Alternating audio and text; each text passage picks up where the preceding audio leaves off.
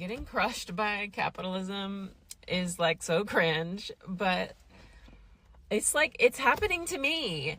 And like I got a PhD from Berkeley and like I can't get a job to save my life. Like I got a soil biology PhD and like now I'm a tutor and a babysitter and a dog sitter. And like part of that is because like I don't want to like move to some random place in the middle of nowhere.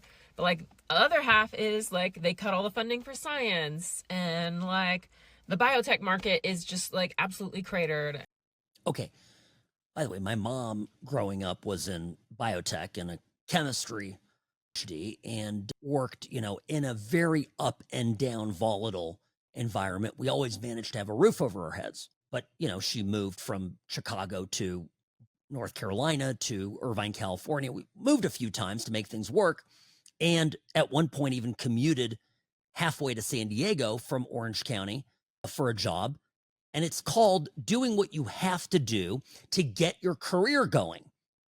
Hell, to keep a job. Well, I don't want to move all around the country. Now, I have a point with this. It's not just to heap ridicule on this weak individual. So bear with me. Capitalism. I don't want to, oh my gosh, I'm getting crushed by capitalism. So cringe. Ha ha. But this has been really tough. Now, part of it, she admits, is her not wanting to move. The rest of it she blames on these conditions, these market conditions. But wait, it gets even better. Literally, the next thing out of her mouth is explaining why it's difficult for her to hold down a full-time job. I have long COVID, so it's difficult for me to work like a full-time job. And just like, I got on here to rant a little bit, but like, oh my God, like, what do we do?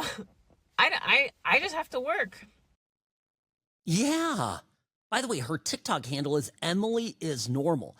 Emily, this is not normal. This is not okay. But somewhere, by the way, somewhere in this country are a couple of hardworking parents who have done well for themselves, who are, I mean, she looks like she's well dressed, sitting in a car.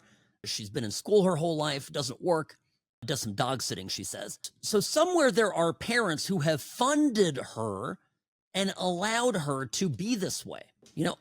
My greatest joy in life has been to be a father. No question about it. 100% greatest joy in life. And I think the reason I love it so much is I have an opportunity. I have all this stored, accumulated, experiences, and I'll call it even wisdom that I have gotten from my parents, from my grandparents, through experiencing my life.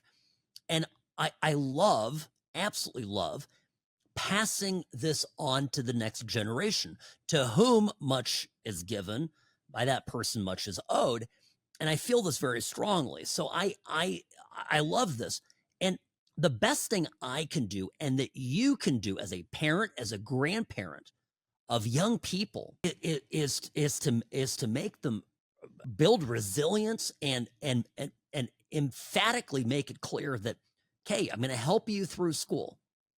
But you got to get out there and you've got to work. You got to get out of school. You've got to work. There has to be a moment where that person takes the job and works. Long COVID, she's making TikTok videos. She can, the long COVID. People work with real disabilities? This is offensive. But this type of attitude right now it's been allowed to permeate. The last 4 years did not help any of this. So when we talk about economic downturns, we talk about economic pressure. Some of this has to happen even just so that young people in the workforce buck up. Can you imagine back in the day when you were 20-something years old going, I got the flu, can't work? What a joke.